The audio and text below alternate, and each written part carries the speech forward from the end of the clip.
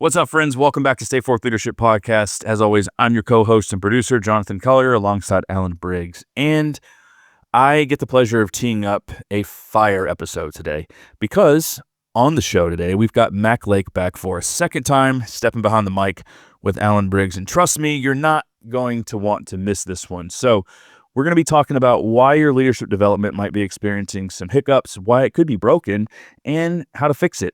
And we're also going to talk about the one thing that every leader, including myself, needs to do before we ever expect to lead anyone else towards greater impact. So I'm excited to jump in. Mac's been shaping leaders for decades, and this episode, I said it before and I'll say it again, is fire.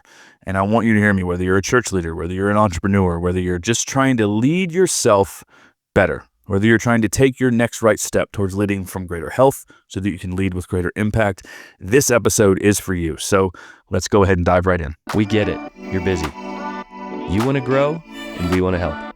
You're passionate about your craft because it deeply matters to you. Your faith is important. It's your foundation.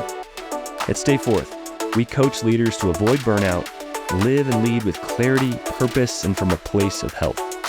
We want you to experience long-term impact. Welcome to the journey. Mac, so good to have you back on the podcast. Good to be back with you, Alan. My only regret, it's been too long. I think the last time we had you here was 2019, and I would say we've had a few things happen in the meantime. Our lives have changed a little bit since then. Yes. That's right.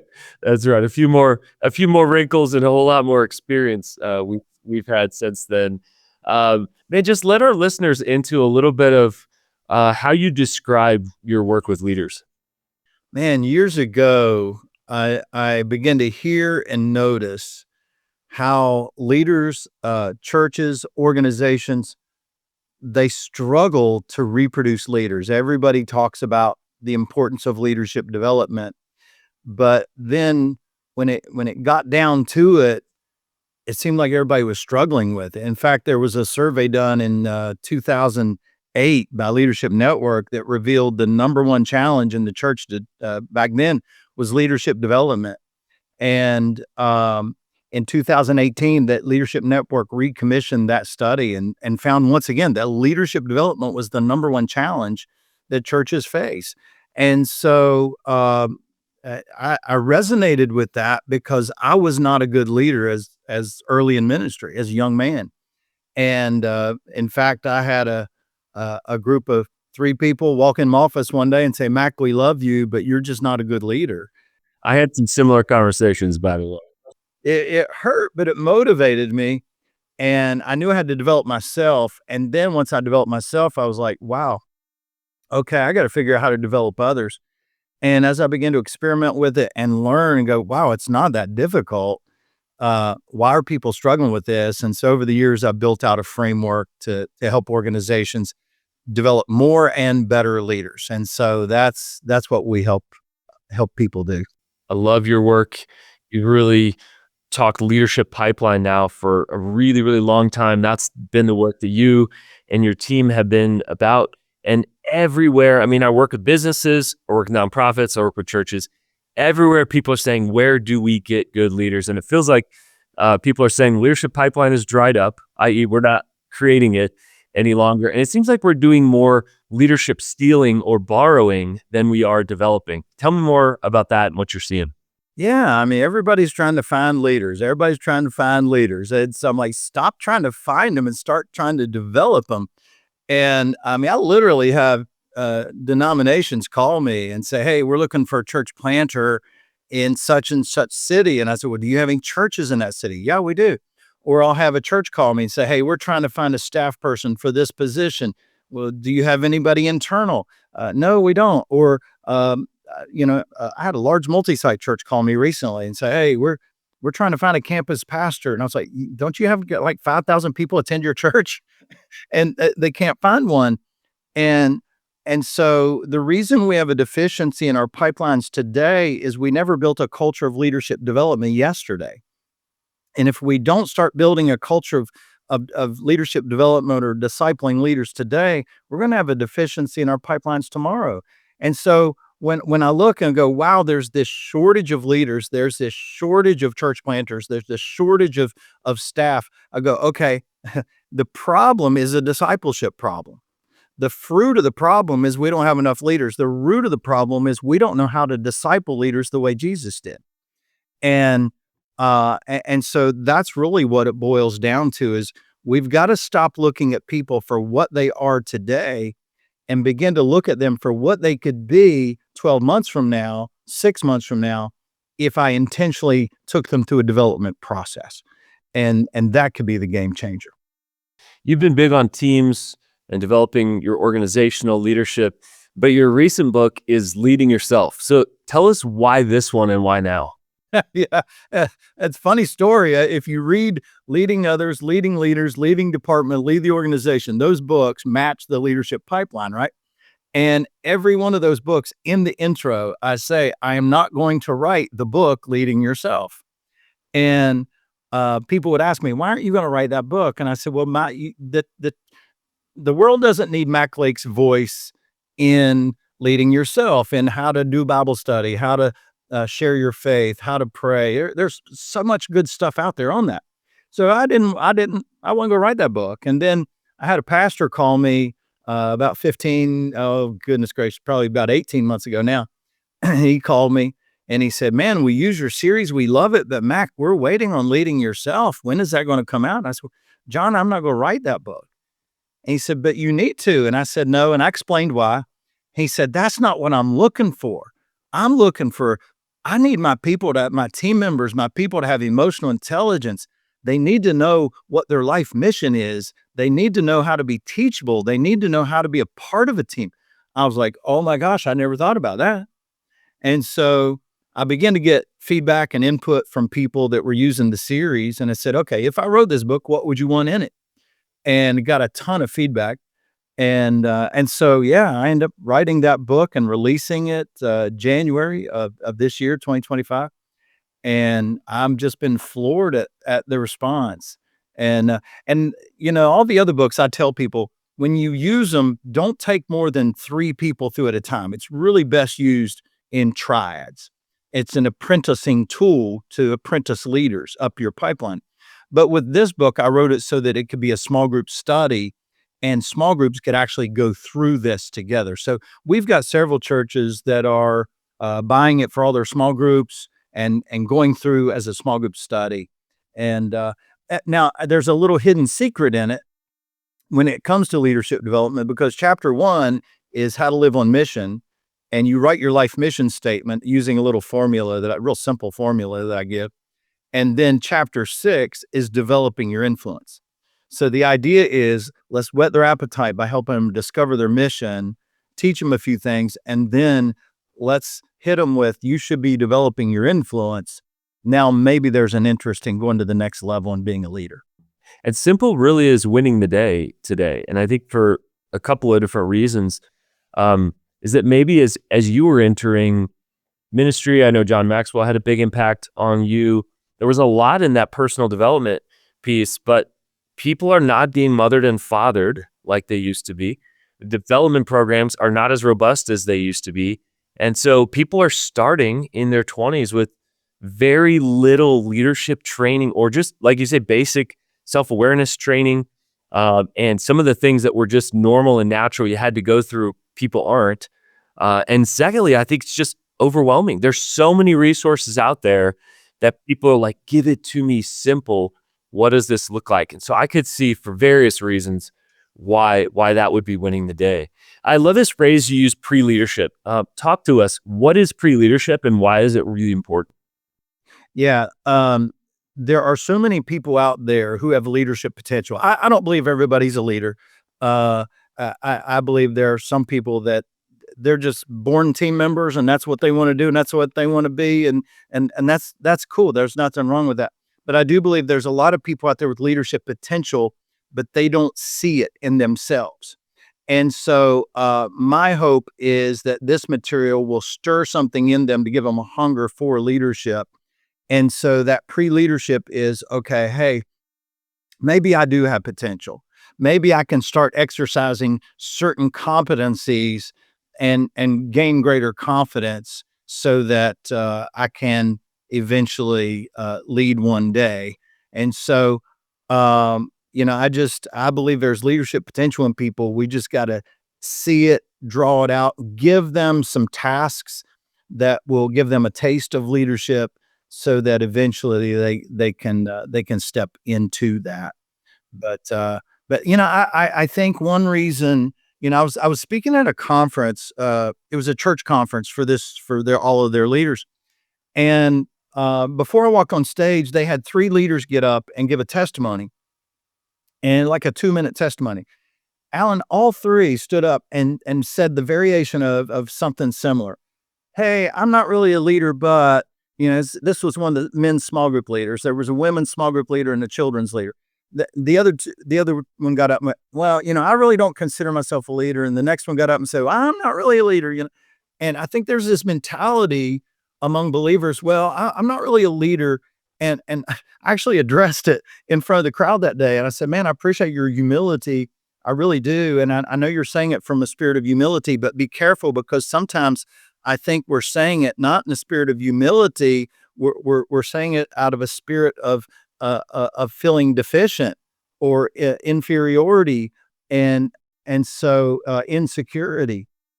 And I think the reason so many believers go, I'm not really a leader, is because they define leadership culturally, not biblically. And so they look and they go, oh gosh, well, I mean, look at Steve Jobs and look at all these, Lee Iacocca. I'm not that, and that's not biblical leadership. When Jesus was talking to his apostles, there are three terms that he used that I believe really describe Jesus' definition of leader.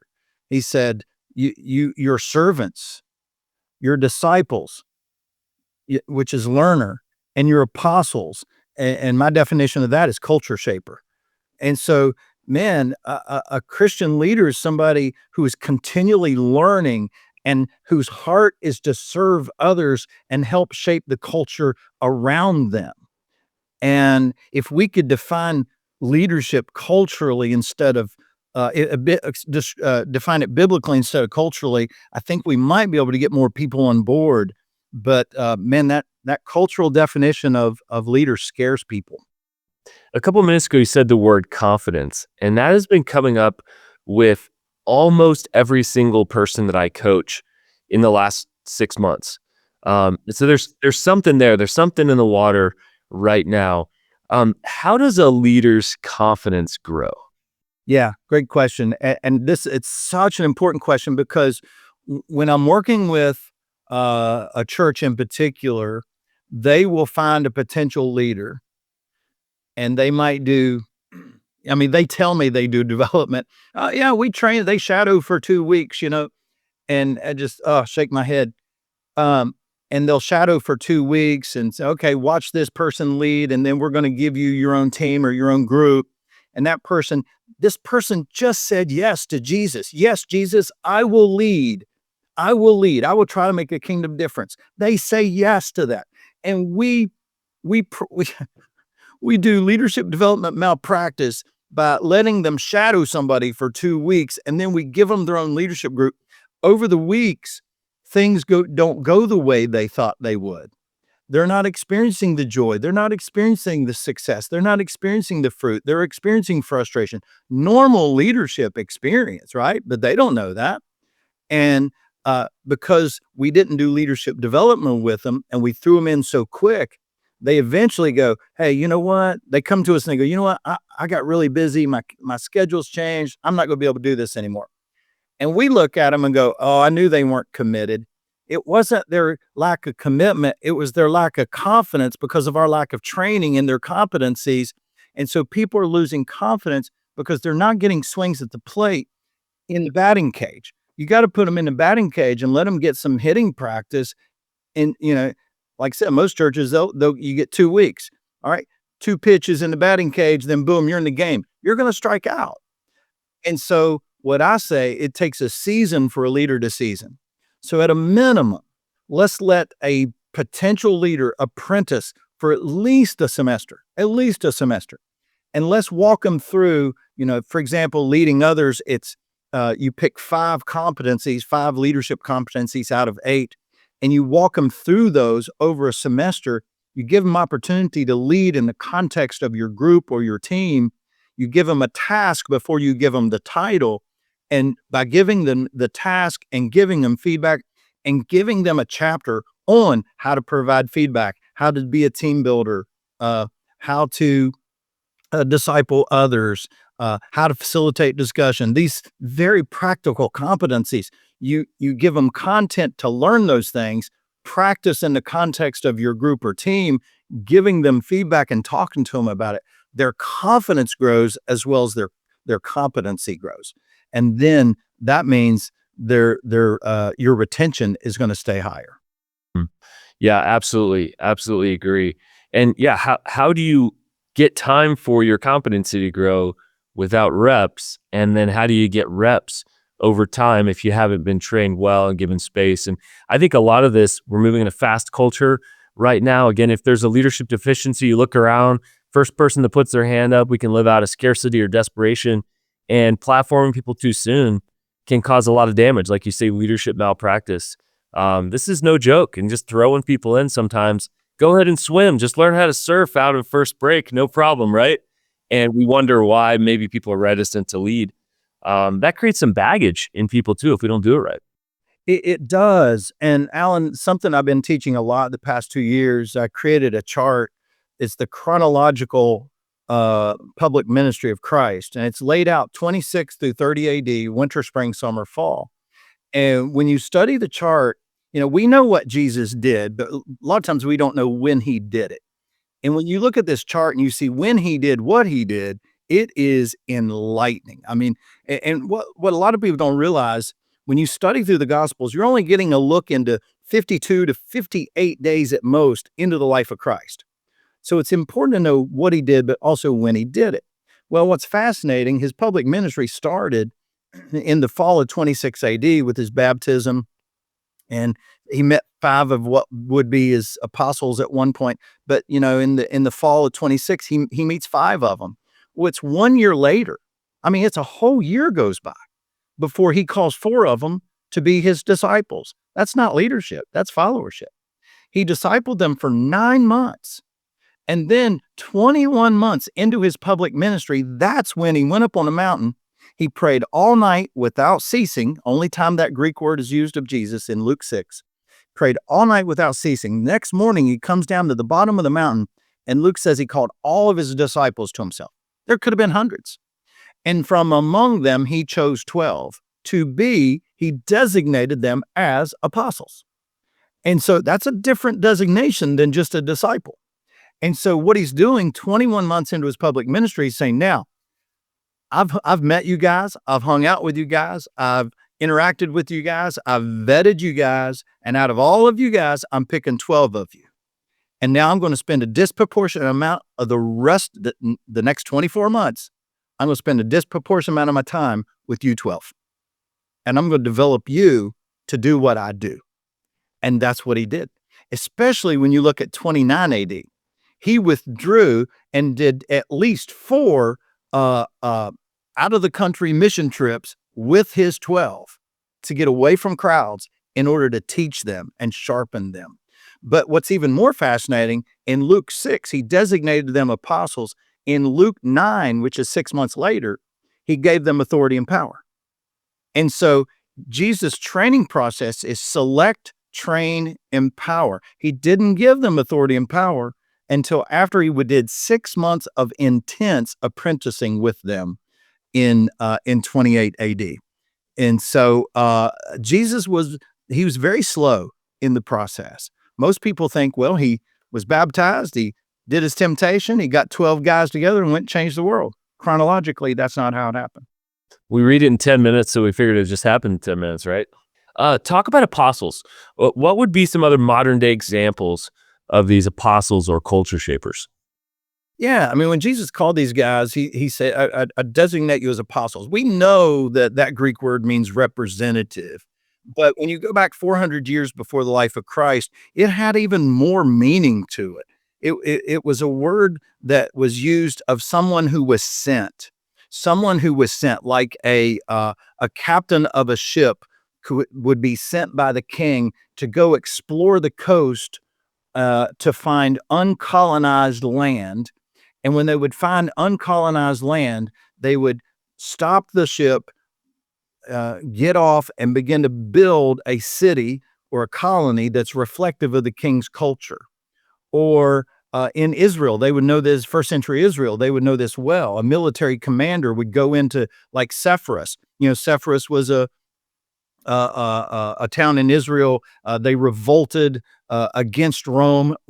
Rome burnt the city down, but then eventually they sent a team in there, a military team in there, an apostle, to go in and rebuild Sepphoris so that it would reflect the culture of Rome. You see the same thing with Tiberias and other cities throughout Israel, where Rome would go in and they would colonize it, and they would build the colosseums and the theaters and the bathhouses, all of that to reflect the culture of Rome. Well, this is what Jesus is saying to these 12. I'm making you my representatives.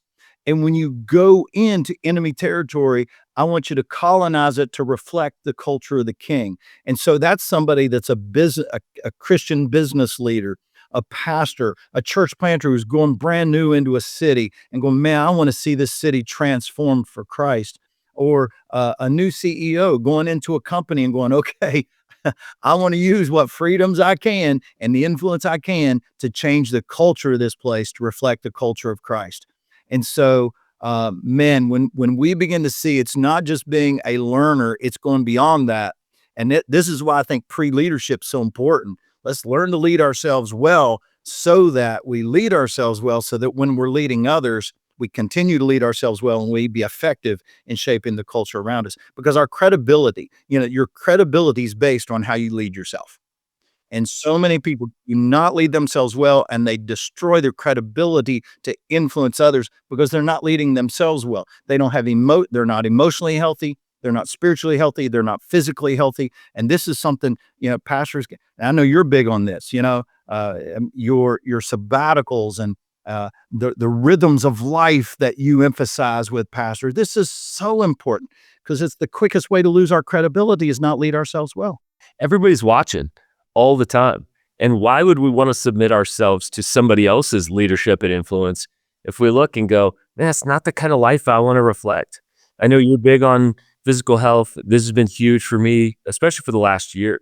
And just to say, okay, what does this look like with me in my older years? My grandfather at 98 just passed away, and he lived so well to the very end. And a big part of that was his physical health, his generosity. He continued to push and to serve other people. And it strikes me as how easy it is to lose that these days, not just in one comment, but maybe a season where we just kind of give up on leading ourselves. So this is such a key book right now, Mac. We can kind of get lost. A lot of leaders are self-forgetting, and we're so busy on taking care of all the issues out there, we forget about the issues right in here. I know this is hard as an author, and it's like which of my kids is my favorite here, but what part of the book do you think is most important right now for this cultural moment, Mac? Oh man, that's hard. That is hard. Let me pick two. Let me pick two chapters. I think chapter one is on living on mission, and I have been floored at people's response to that chapter. And so it's just a simple little 3-part formula that they can read about and work their way through and write a life mission statement. And I've had people in their 40s, 50s, 60s call me or text me and go, "Oh my gosh, I just discovered my life mission." I think that's important. But then chapter 5, I almost didn't include it, but I was like, I had to. And it's maximizing your energy. It's my 5 pillars of health. And I think this is so important. One of my life verses is Deuteronomy 34:8, which says, Moses was 120 years old when he died. His eyes were not weak and his strength was not gone. And so Cindy and I say our motto is we want to die, die young at an old age. And so Moses was 120 years old when he died. He had full vitality. God didn't retire him. It does not say Moses was 120 years old. He had arthritis, heart disease, high blood pressure. Yeah, it didn't say he was physically fit. And I'm going, man, he maximized every moment of his life. And I wish believers would do that, because I'm watching 20-year-olds, 30-year-olds, 40-year-old believers who have brain fog, who can't get through the day without 3 cups of coffee, because they're just so lethargic, because they're not taking care of themselves. And you're losing kingdom impact. You're sacrificing kingdom creativity on the altar of a plate. And it drives me crazy. And then what churches do, people are walking into our churches today with depression, anxiety, self-image issues that are horrible. And they walk into our churches. What do? We give them donuts and sugary drinks and pizza, processed foods, chips. And we are just, Alan, that is pouring gasoline on a fire. We're doing the opposite for them, what we should be doing. And I know it's expensive, but my goodness gracious, why can't we provide some fruits and vegetables and things like that for snacks, and be a model? Let the church be a model for the people that are walking through the doors, and say, hey, I know what you eat at home, but we're not going to keep that pattern here at the church. We're going to help in your church events, serving healthy foods, being committed to it. Put it in your budget, up your budget a little bit. I know it's a little more expensive, but the message it communicates is worth it. Yeah, we talk about health first and then impact, and how many times we miss it on that one. And so we're going to miss it on the second one. I know you practice that well. That's been a huge habit for you and Cindy over the years. And I talk about energy being more important than time. Obviously, they're connected, but you can have all the time in the world. But like you say, if you're lethargic, you've been scrolling on your phone till midnight, you're not going to be sharp enough to catch that in that morning meeting, that really, really important thing. We could talk a whole episode. We probably should in the future about that, different aspects of health. Man, so much here, Mac. We could go a lot of different directions on this. I'm curious what else you're seeing right now in leadership culture. You're out there with so many different organizations. You're learning a lot constantly. What are a couple things that are just sticking out that you're observing right now? My problem. Oh, we got to recruit my problem. We got to recruit my problem.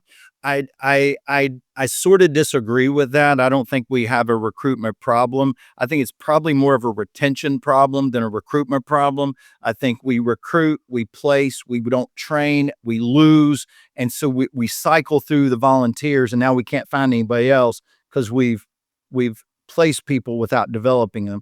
So I think that's an issue. The other issue when it comes to recruitment is the thing I tell people all the time: learn to be a recruiter. If I had a sales agency, I would want I'd want to have trained salespeople who know how to close a sale. Well, staff members don't know how to close a recruitment, and they don't know how to make the ask, and so they make a lot of mistakes. And so I say, hey, simple ABC. Find that person and acknowledge the strengths, gifts, and passion you see in them. Hey, man, I see this in you, and I've noticed this. I've been watching this, and man, now you're so good at this. And then B is express your belief in their potential. I could see God using you in this way. Oh my goodness. I could see people following you, whatever it is, potential you see in them. And then C is challenge them to pray. Challenge them to pray. Hey, I want you to pray about this. Go home, talk to your family. I'd love for you to consider this role because I believe God's going to use you in a powerful way. Would you commit to praying for 2 to 3 days, and I'm going to follow up with you? Why challenge them to pray? Because I don't want them saying yes to me. I want to say yes to God. I don't want them to make a decision on the spot. I want them to go home and legitimately pray and talk to God about it. And if they come back to me and say, hey, I prayed about it and God said, no, that's not for me, then hey, that's fantastic. But at least I know they had a conversation with God about that opportunity. And I think if staff members could learn to recruit, I tell churches all the time, do mock recruiting practice with each other. Train your teams in recruiting. Practice it. when you get a no, do an autopsy on the no. Find out why they, try to diagnose why they said no, so you can get better at recruiting, because there's so much latent talent and potential out there that could be used for kingdom purposes, but I just don't think we're leveraging it the right way. Super helpful. Practices. Let's talk about practices of leaders who you respect. You're a student of leadership. What are a couple of common practices of the best leaders out there that you respect the most? Man, they are just ravenous learners. They're always learning, always reading, always asking questions, always listening, always seeking out.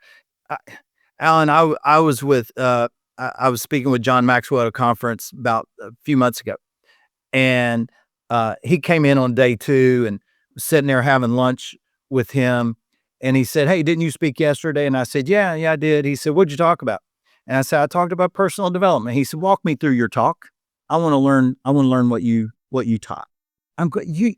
You got to be kidding me. This is the man I learned it from. And he's asking me to teach him this stuff. And and then another time he said, "Hey, I heard about that Jesus chart." He said, "I heard about the Jesus chart. Will you spend some time and walk me through that?" 45 minutes sat there with him and just walked him through it. And he just asking. I'm going, this guy's, what is he, 77, I believe?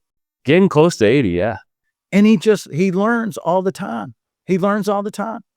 And I was just blown away, because I know he teaches it, but then when you're in his presence, he's trying to draw things from you to learn from you. And so I just highly respect that. And then the other would be there's several guys that, man, they have good health practices. And then the third thing is, some key leaders that's good friends of mine, Brian Bloy, just phenomenal leader. I don't know if you know him, at Westridge Church in Atlanta, but family first, and marriage. And his kids are grown now, but I worked for him when his kids were in high school, and one of his sons played travel ball. He would miss a Sunday to go watch his son play ball. And I was like, wow. I mean, that spoke volumes, that and he wasn't gone a lot, but he would go. He didn't miss his kids' ball games, and family was a priority for him. And so, man, I admire those leaders who don't become workaholics and make family priority. Well, we have a special practice for people who have been on here more than once. That is you. So whether you knew it or not, Mac, you signed up for the lightning round. Are you ready for this? Oh no, lightning round. Yeah, it's terrifying. People's connections magically go out. I don't promise to be good at this, but yeah, fire away. All right, let's do this. A book you've read recently that you're recommending to others. It's the Heath brothers. Power Moments? Yeah. The Power Moments. Oh, such a good book. A food that you absolutely love. Food that I absolutely love is mush oatmeal. It's my new addiction. It's getting in a grocery store. It's cold oatmeal, steel cut oatmeal, very healthy. I think there's 4 ingredients. They have different flavors. Chocolate and coffee are my 2 favorite, and very healthy. I eat one every day for a snack. Ooh, thanks for the assist there. Something fun you've been doing with your grandkids.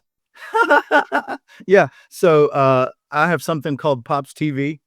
And so what I do is I'll create episodes. And so last weekend, 3 of them came over, and I said, "Hey guys, there's a problem. We got, oh my gosh. I made a video. So I went out and disguised myself. I made a video and I said, this is Commander McIntosh, and we got 3 situations need to be dealt with. I need you to send in your best crew. We got some people stranded over here, a boat crash. We got some soldiers surrounded by dinosaurs, and we got another, one of our camps has been overtaken." And so we all get dressed up. We put the black stuff on. They put superhero costumes on. And I do the video production where they're in their normal clothes. They jump off a chair, and by the time they land, boom, they're in their superhero outfit, And then Cindy walks along with the iPhone, and we go out and we rescue these 3 situations. And then I edit it all together and make it a little story out of it. It's called Pops TV, and it's their Memory Maker production. And I love doing these little episodes with them. It's about 5 to 7 minute videos, and their stories. And my grandkids sit and watch Pops TV all the time. They love watching the old episodes. Oh, that's awesome. I love it. What is one thing that you're just dreaming about for the future right now? Whew. The next book is one thing, and then expanding ways to expand leadership pipelines so that our services can scale bigger and faster to help more churches be successful in building out their leadership pipelines. An encouragement that somebody has given you in the last year that you won't forget. Wow, an encouragement somebody's given me the last year, man. There's been, oh man. There's a guy who's been speaking into me a lot. He's got a prophetic voice in my life.